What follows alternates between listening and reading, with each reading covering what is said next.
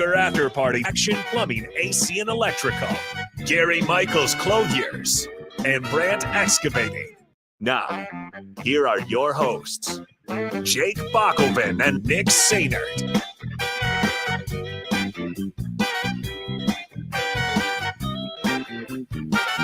It is exhibition season for Nebraska basketball. A little bit of exhibition season for us, too, as we work out the kinks here for our post-game show. Actually sponsored by Action Furnace Heating, AC, and Electrical. So thanks to those guys. And I say it every year. I say it every day that this is the case.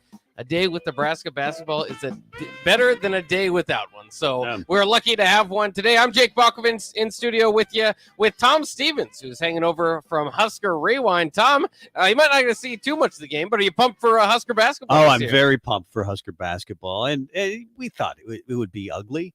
In fact, I kind of thought, it's an exhibition game and you're trying to get everybody in the game, which they accomplished. But I think that might be the theme for this team. As I've said before, embrace your inner ugly. Play defense, rebound. The shooting may not always be pretty, but it wasn't pretty when it was promised that it was going to be pretty a lot of times. Yeah. They did not shoot the three well today, 6 of 26. But when I think of ugly, I think of rebound, play defense, and that's what Mr. Jawan Gary did today. 23 points. He was 9 of 17. A lot of those were putbacks, as you said. 9 rebounds.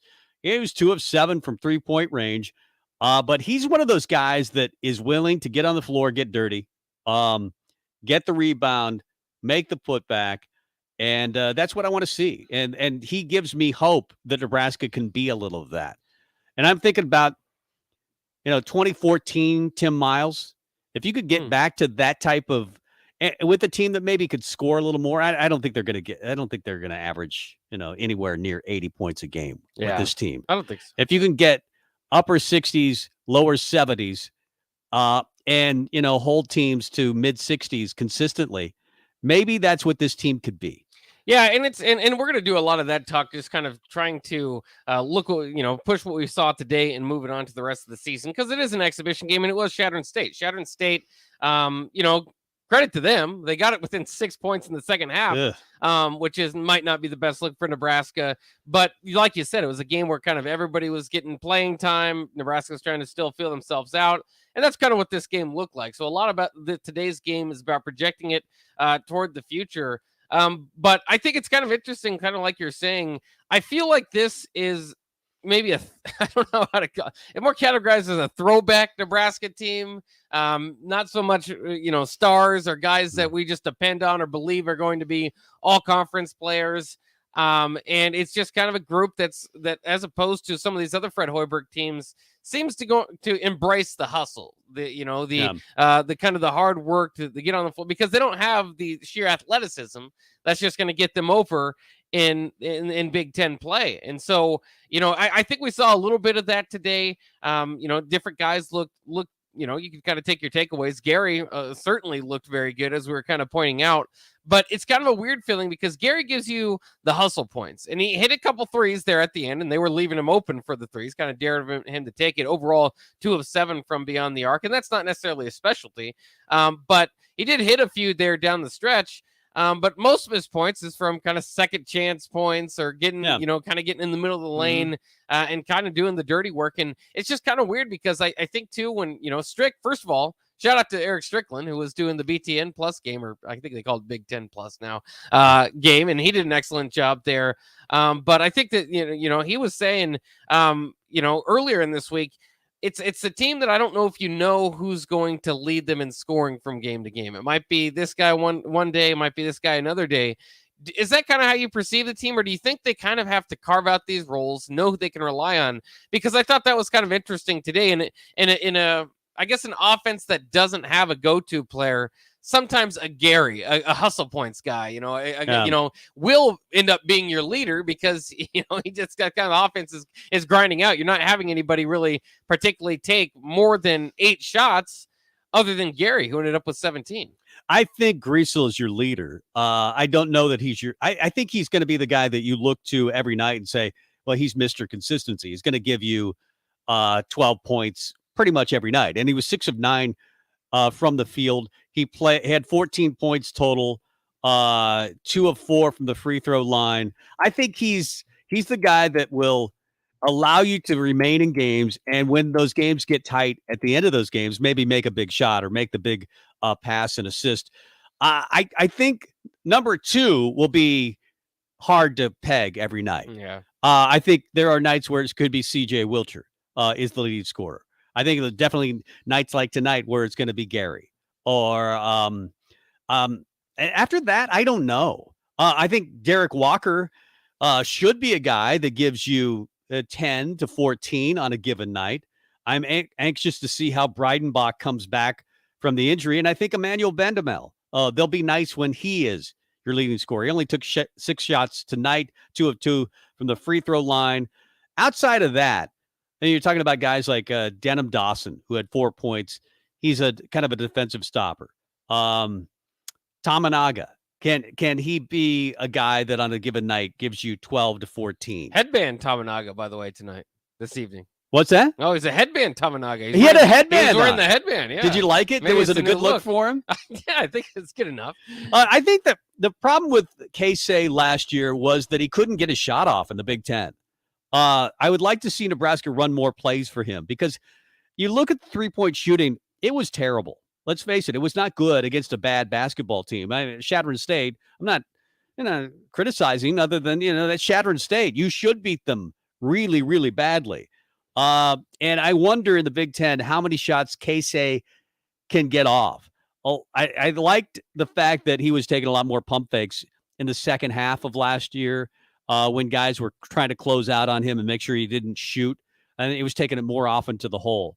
We'll see how that goes. But this isn't a team that just explodes with scoring. You don't have a Trey. You don't have a Trey or Bryce McGowan's. You don't have a Bryce McGowan's for sure. You don't have an Alonzo Verge. We know you don't have either of those types of guys. But you do have guys that do have the strength of getting on the floor and getting dirty. Embrace that. And so maybe it allows you to get into a lot of tight games late in games and with your experience. And they do have a lot of experienced guys. I mean, Bandamel has played a lot of college basketball. Certainly Sam Griesel is that. Jawan Gary played for an Alabama team that made the NCAA tournament, and he was one of their top 8 to 10 guys in that rotation. So you have experienced guys that are used to winning, and we know that Derek Walker is that guy as well. They're not explosive, but they are grinders, and hopefully that's enough to get you in close games, and then we'll see what happens when they get in close games. Well, it's interesting too. I know, as this season, it's hard to deny kind of what's going on here. Like, Hoiberg's going to need a better season than he's had. I don't want to get into the hot seat talks now, but certainly the first few years of the Hoiberg era hasn't gone well. This might be, as far as bringing guys in. He's had guys that are playing in the NBA right now. Yeah. Delano Banton and Bryce McGowan's, Teddy Allen's been here. They've had some flash.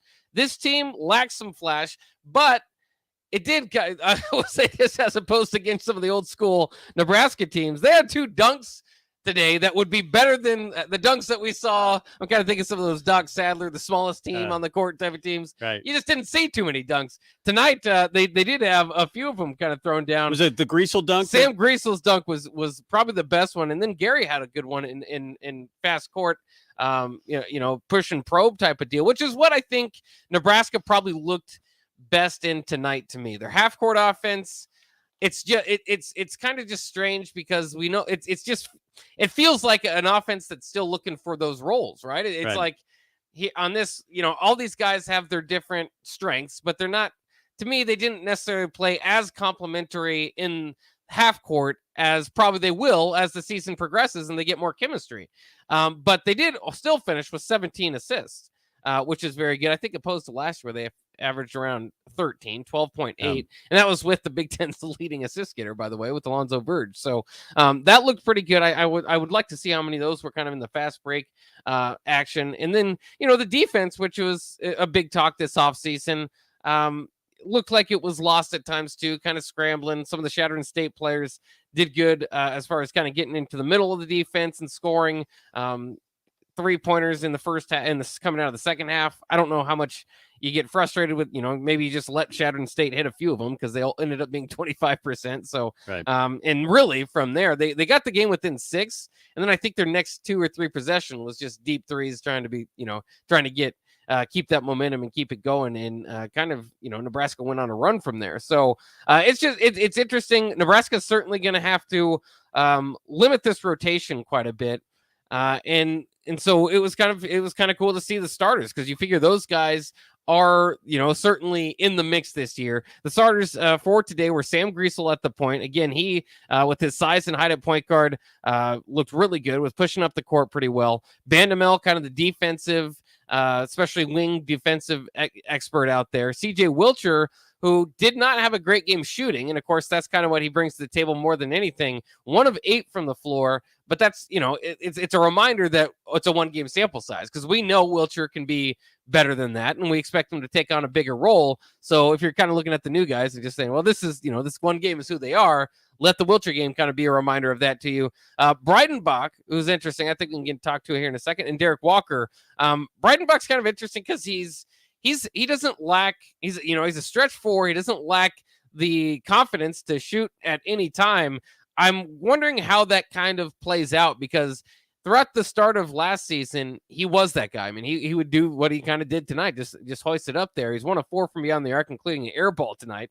But that kind of faded as the season went on. Do you expect that to kind of seem like his kind of attack style prowess? Because he's a 3-level scorer, but he's very slow in doing so. Like, he can kind of slowly back you in. Man. He can craftily get his way to the bucket.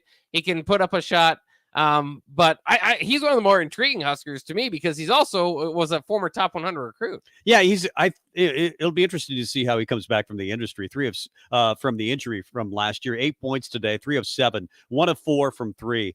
I don't know that he's a 3-level scorer. He thinks he's a 3-level scorer. I don't mind him taking an occasional 3. I don't think that's his strength.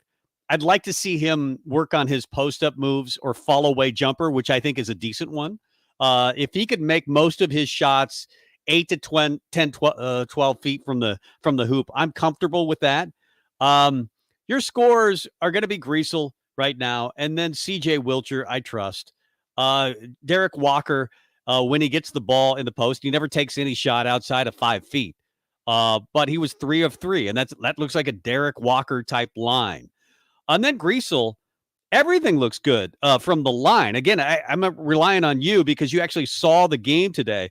We were doing a show here in the studio, but his line was fantastic. It's 14 points, 6 of 9 from the field, 2 of 4. Maybe you'd like to see another couple of free throws made, and then 7 assists as well.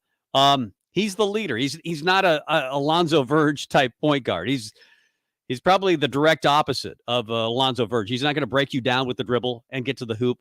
But he is able, because of his size, to get to the hoop and then occasionally facialize you. I mean, apparently that was the most impressive play of the game. But I think he's big enough where he can get to the hoop and then dump it down to Walker. 7 assists. Nobody was close to that outside of Griesel today. Everybody else right around the 2 mark or 1 mark. So if he can provide that, he's your leader. He's your best player, I think, overall. And then other guys are going to just have to make more shots. There are going to be nights where you're going to have to do it with your defense. So hopefully, you said the defense was a little ragged today. They're going to have to rely on their defense if this is going to be a team that wins, say, 15 to 18 games. If Fred Hoiberg's going to keep his job this year, after this year, he's going to have to win at least 15, 16 basketball games. And that means a lot of close games, and you're going to have to win ugly. Because I know that Nebraska is probably not a 23% three-point shooting team, but they're also not a 40% three-point shooting team. They're going to have to hope to get around 30 to 35. Well, it took them getting hot in the second half to get that 23%. Yeah, I think it's another. CJ Wilcher's going to have to be the real deal. Well, and Wilcher will. I mean, he'll certainly shoot better. He's kind of their sharpshooter. We know he can do that. He can fill that role. Tominaga is interesting in that role because is he going to take a big step in his second year, or is this just kind of a difficult league for him to play in, given his size and just kind of what he brings to the table? I don't know how much hope I want to hold out for Nebraska being a decent shooting team. I mean, from beyond the arc, I think that they're just the roster, the way that it sets up. There's going to be nights when they're hitting, sure, but I think it's mostly going to be that grittiness. They want to win the rebounding battle. They won that 48-33 today, again, against a very undersized Chadron State team who did have a few second chance points in their rebounding as well. So there is that to note. But Nebraska overall 24 second chance points, Chadron State 9. And it's almost different than what we expect from a Hoiberg team. Is that, because it used to be shoot as much as you can. They ended up scoring 87 points today, but shoot it as quick as you can. Now I think there's more emphasis on finding a good shot, not just taking any shot, and certainly without your kind of defined roles and team leaders. That kind of makes more sense to find a good shot without, and some of it, these guys still did a little bit of ISO, some of the old offense that we saw there, but I just think this team's going to be more in there on rebounds. And then the other thing is, I think they got to work on their entry passes, because Derek Walker, whether it was a combination of that, and I just think they probably were trying out different things. I think if they wanted to beat Chadron State and give it their full go, you would have seen a different score and maybe a different deal, because Derek Walker is just bigger than everybody on the court. And Blaze Keita is that way too, but Derek Walker's a veteran. And he knows that we know. I mean, he shot 68% or something like that from the floor last year. He could have, in my mind, kind of eaten this game up and had 20 points if that was a game plan, if that's what they wanted to do. But I think they were trying out kind of different things and trying to get the new guys involved and just get everybody else going. And I think that's probably good from a Derek Walker. That's a guy what you have, and he's got to be a team leader in there. Well, this is a team that's got to win games that they should win. I guess we thought we knew a little more about this team last year after they'd beaten Colorado, because it looks so good. In the exhibition season, they play Colorado again next week. We'll find out a little more, we would hope, about this team. If they beat Colorado at Colorado, you're thinking maybe they've got something. But you can't lose to the Maines. You can't lose to Arkansas, Pine Bluff. You can't have the Gardner-Webb incarnate word type losses that we've seen from those before. Are curse words around here. They really are. And then you got to find a way to win some games that maybe you shouldn't. And if they're going to do that, it's going to be with grit. It's going to be with defense. It's going to be rebounding. It's going to be getting second possessions. I was really excited to see, and I thought it was a big deal when Blaze Keita stayed committed to Nebraska when Matt Abdelmassih left. He decided he was going to stay and be a part of this team. There's a JUCO All-American 6'10" guy that Nebraska hasn't always had. There's going to be an adjustment for him to play in the Big Ten. But by the time that Nebraska gets into the league, they're going to need a shot blocker, a rim protector, a guy that can prevent 3 or 4 shots going up around the hoop that we've seen the last couple of years. Even when Nebraska could score, they couldn't prevent other teams from scoring because they couldn't rebound. They couldn't get the ball back. So I'm hoping that, Fred Hoiberg has said that he likes the size of this team. We'll see. But the Jawan Garys of the world, the Bandamels of the world, the Walkers of the world, those guys have to be just a little more gritty than we've seen from teams past. And I just think if we can see some of the early Tim Miles types teams, I think if you could get back to that, which I never thought I would say, well, Nebraska needs to, you always want what you don't have, right? When you have grit, you want scoring. When you have scoring, you want grit. And Nebraska has had the scoring last year, and they averaged around 80 points a game, but they were giving up, they were scoring, they weren't scoring enough. They were scoring 73. They were giving up 80. Yeah. And if Nebraska can score around 70 points a game and consistently keep teams to 60, 65, that's the way they're going to win games. It's going to be ugly. I think it is. I think they're going to have to win rock fights. I think that's the pace that Nebraska wants to play, though. Sometimes you see ugly basketball and think, oh, neither of these teams are good. Well, that's not necessarily the case. Sometimes that's what teams try to do, is make it ugly, kind of get into that 60 to 65. And that's Doc Sadler basketball. Yeah. I don't know if they're going to hold, do the weave at the top and grind the clock down as much, but I think that's kind of where this team is going to be best suited. You're not going to go out there and try to outshoot teams that, can shoot. And we never thought we'd say that under Fred Hoiberg, right? Right, yeah. I mean, we thought we remember Iowa State and how they would go, end to end, but they were getting transfers before anybody else in the country was getting transfers. Then Matt Abdelmassih arrives from St. John's, and we thought Nebraska is going to be back to what Iowa State did, but they were doing it as the only school that was really recruiting transfers at a high level. Now Duke and Kansas and Carolina and Kentucky, they all recruit the best. Just every team. The transfer portal is blown up. It's what it is. So you're getting transfers. You're just not getting the best transfers. You occasionally will get a guy like Griesel who wants to come home. And we hope that transfer and Emmanuel Bandamel and the Jawan Garys of the world, those transfers, while not the marquee transfers, they are guys with grit. And they are guys that have Division I experience and can lead you to a game at least that might be tied with 3 minutes left.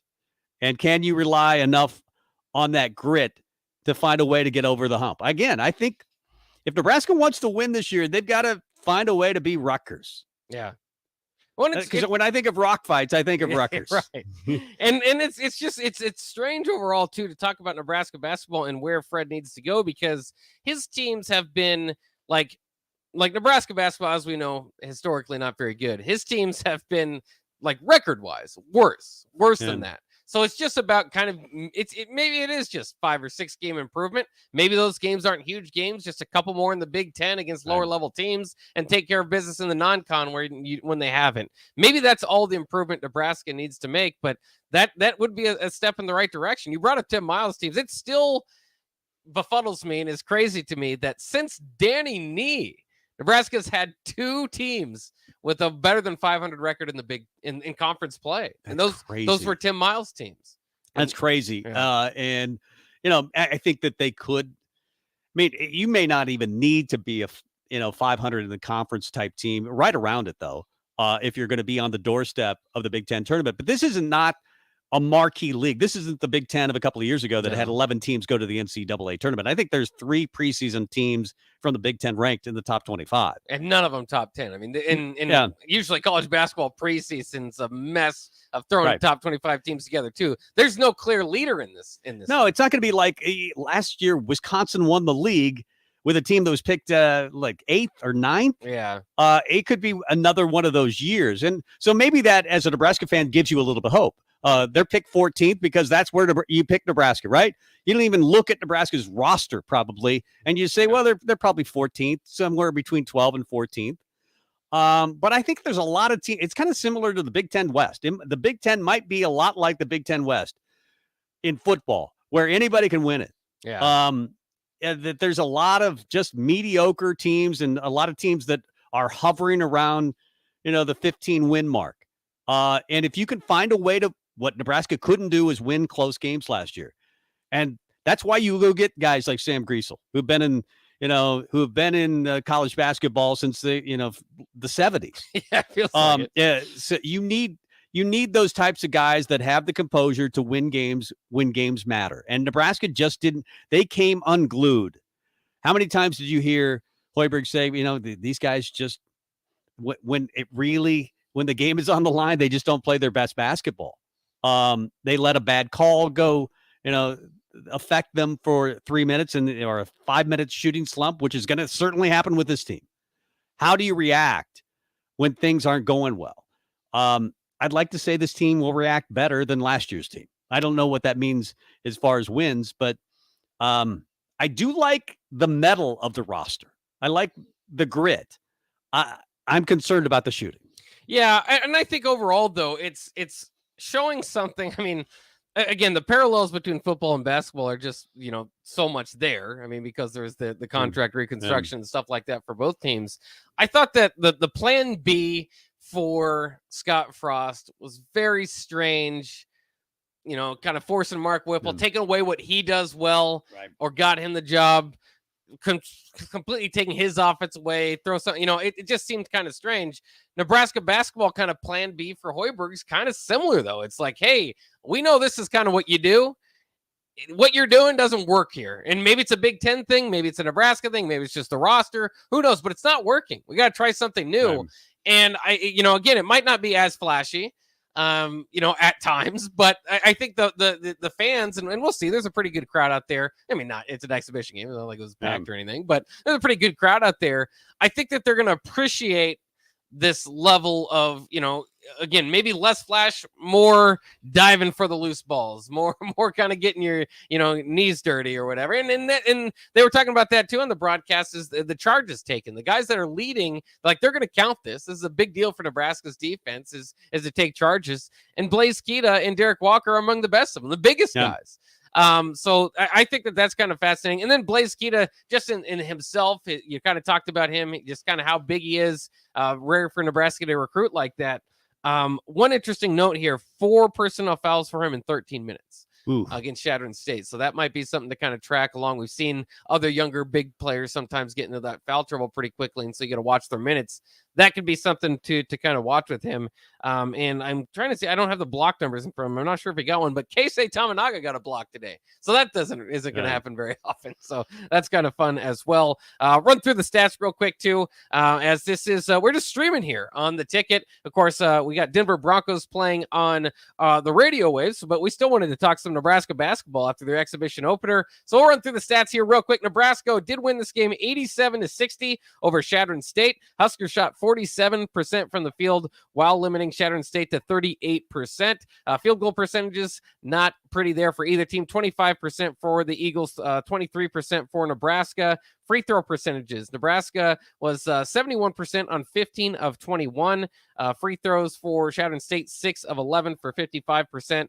18 turnovers forced by Nebraska. Chadron State finished with 18 turnovers. Nebraska with 12, which is right on pace where they were last year. 12.6 turnovers last year, so they had 12 here. Points off of turnovers, actually Chadron State wins that one, 17-15 over the Huskers. Now, where Nebraska really hopes to improve, other than defense, is rebounding. Again, very much an undersized Chadron State unit to go against today, but still, you want to win that battle and win it convincingly. Nebraska did, 48-33. And then when you look at the offensive rebounds, Nebraska had 19, 13 for Chadron State. That's probably a number that this team is going to circle and try to make that lesser moving into the future. I'm sure that's something they'll look at. Bench points today for Nebraska, 47-33 for Chadron State. Second chance points, 24-9 for the Huskers.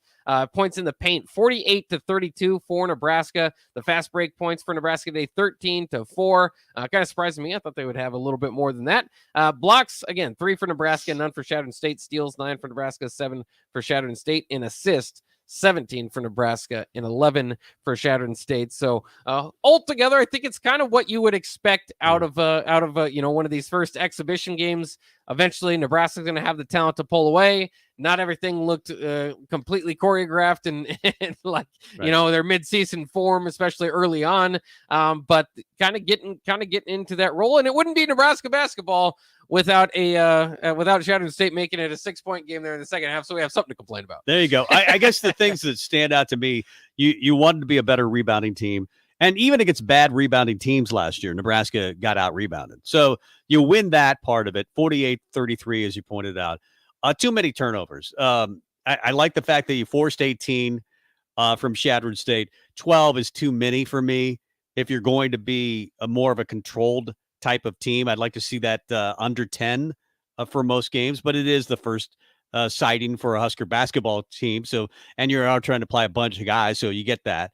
47%, probably not high enough for a team where you're getting that many rebounds and that many second opportunities, but that's not horrible. The 23% might be opening night jitters a little bit, shooting from 3. I like the fact they shot 71%. There were a lot of games over the last several years, Nebraska wasn't even up to 70 shooting free throws. So that's a good thing. But, it's an exhibition. You're trying to play a lot of guys. You're trying to put in a game plan, knowing that the guys probably just, state of mind. It's human nature to know that you're playing Chadron State. So I'll get a better glimpse of what Nebraska basketball is when they play Colorado next week. Because Colorado, even though that was the big win of the entire season last year, was Colorado. That's right, in the exhibition game. On Halloween. Yeah, on Halloween. Halloween's around the corner, too. So maybe that's a little scary. That's not when Nebraska basketball peaks once again. Yeah. One more thing is that I want to talk about is maybe the rotation, kind of see how that plays out. I think, again, with Juwan Gary kind of being the star of this game, if that continues, you probably see him get into the starting rotation again. Did not start today. Maybe he can be that. I mean, he's all energy. He could be that energy guy off the bench. But I think, but beyond the starters, of course, which again were Greasel, Wilcher, Walker, Bandemel, and Breidenbach.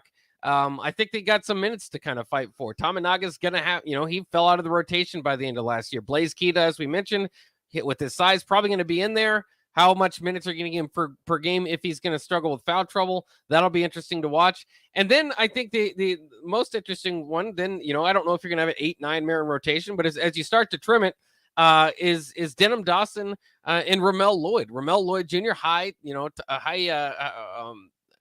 rated guy coming out of high school, top 100 kid, was kind of with the last group that got in, the backups there at the end. So maybe he's just got some time. Of course, Denham Dawson, reclassified, got in with the team last year. Maybe that kind of gives him a heads up, but I think that'll be a little bit of a battle. I don't know if there's room for both of them once you get into kind of big play. So I think that's going to be an interesting battle for bench minutes there. The biggest problem I've seen in the Hoiberg era is the team not necessarily getting better from week to week.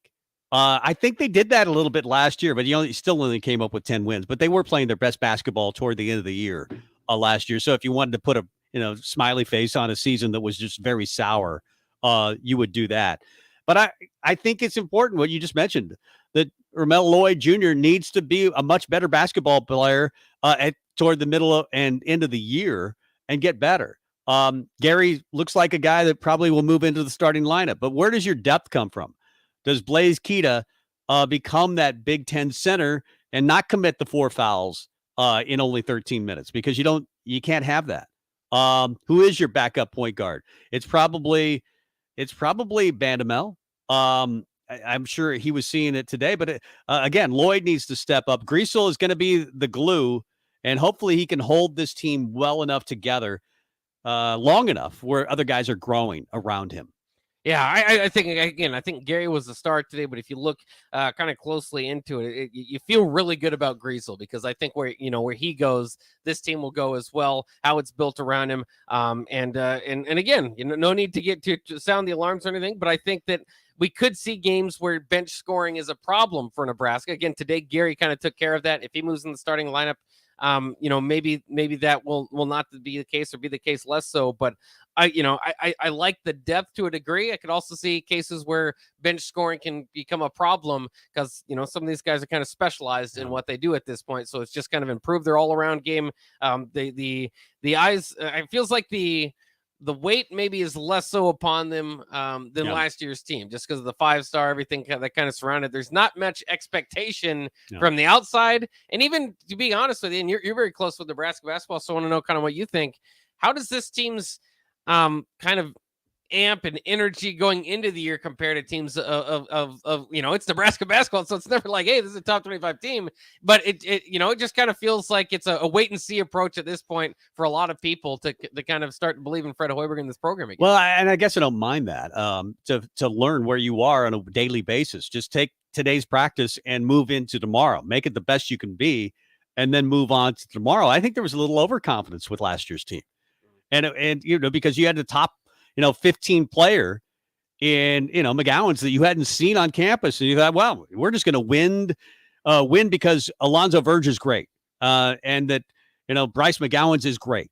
And Trey will figure it out. And then Trey gets injured, and you never really, and then Breidenbach gets injured, and that's not good.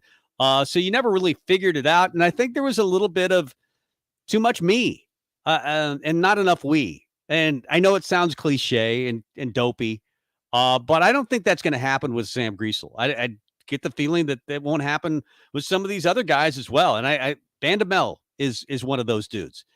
Gary is an effort guy. They're going to win. I don't think the effort will go away just because they're not shooting the ball well. And you've seen that with a lot of Nebraska teams where the ball doesn't go in. They're like, okay, it's just not our night. It's time to mail it in. Yeah. Then you don't get, effort on defense. Yeah. And I think when you make that your identity, and I think that will become their identity. Hey, defense is something that is non-negotiable. You have to get back in your stance, ready to play. This is the Big Ten. And if we win ugly, we win ugly. If we lose ugly, well, then, at least we gave it all we had. I I don't feel like that last year's team emotionally was capable of doing that. Remember when Hoiberg last year, for like 2 games, he tried to do it where he'd take guys out, including McGowan's, for taking like bad shots. And that seemed to wear away, but I kind of like that. I think that it's just kind of funny because like I think there are guys and I always talk about defining roles. I think the roles will be defined, but I think that if you're not going to play defense, if you're going to make that your thing, it's not like almost anybody's offensive contributions are like, well, yeah, he lacks on defense, but we can't take him off the floor because we need him on offense. So I think that allows you more of competitiveness in practice and just in the minutes rotation type of field. So I mean, I can see that kind of coming out, and hopefully this Nebraska basketball team gets it going in the right direction. Either way, Nebraska basketball is back. It's back, baby. Any closing thoughts as we wrap it up here? I think that I'm going to wait and see mood. I'm not going to predict records or anything like that. I am going to predict effort this year, which you haven't always been able to predict with Nebraska basketball. Again, find that inner Rutgers, the Tim Miles era of get on the floor, be willing to go get a loose ball, which I haven't seen from this team. Get extra possessions. If you can take the job or take the charge, if you can get an extra rebound, if you can make the play to get on the floor to get the loose ball, that might be enough in certain games to at least keep you in it. I never thought I'd say it. I want more Tim Miles basketball. There you go. So if things do get kind of rocky later in the season, we know where you're going with your hot seat discussion. You're going to hire Tim Miles back, and I know it is our basketball show. You just talked a lot about some football, but we can wrap it up here with a little football as well. Crazy Big Ten West, right? I mean, do you pick Illinois at this point? Maybe you do because they have the best record and they probably should be undefeated. Had they beaten Indiana, they would be undefeated. And I think it's a bad matchup this week for Nebraska. But who else do you pick? I mean, maybe you pick Wisconsin because they're coming off a win, or you could always pick Purdue because they're always the same. This is going to be a 3-loss team is going to win the division. And they're going to get shellacked, whoever it is, by Ohio State. In all likelihood. It's so ugly. It's now time to say, get rid of the divisions because it's not making the Big Ten look good, especially on the West side. No, it's not. But I embrace that. I kind of like the Big Ten West. Yeah. Embrace the suck. Are you going to go to the Iowa game this year? You love Iowa. You might go to the game. You know what? I like Iowa's brand of football, but man, is it rough to watch. I will say this as it relates to the West. Nebraska has fired their coach. Wisconsin has fired their coach. I think Kirk Ferentz is done after this year at Iowa. Wow. I think if you're a Nebraska fan who wants Brett Bielema, good luck because Iowa's going after him. Yeah. I think Pat Fitzgerald is on the hot seat. And you may say, well, they won't fire him because Northwestern doesn't care. That might be true, but they're about to build $1 billion stadium. I think Pat Fitzgerald is in trouble. This is one of those years where the entire West could fire their coaches. It's just shifting. Everything is shifting. Jeff Brom's safe, and that's about it. And PJ Fleck might be in trouble by the end of the year. Well, that's what I think, ultimately when you ask who's going to be the best team at the end of the Big Ten West, I think you're right. I think it might be Wisconsin. We saw them get better last year, this last week, Jim Leonard. That was one of the big wins over the weekend. But I think it just might come down to, through that transition, who kind of peaks out there. And maybe it is Illinois, though. I mean, maybe we are just underrating Illinois, who is not fake good. I mean, they're pretty solid. They're pretty solid. They've got a lot going for them up front on both lines, which is what you need in the Big Ten. At the same time, they did lose to Indiana. So if they lose another game that they're not supposed to, you're going to go, well, they lost to Indiana. Maybe we should have seen this coming. Yeah. So it'll be a lot of fun there in the football realm. It'll be a lot of fun for basketball as Nebraska basketball moves forward. We'll wrap up our postgame show here. Nebraska wins 87-60. Thanks to you guys for sticking to us with the stream.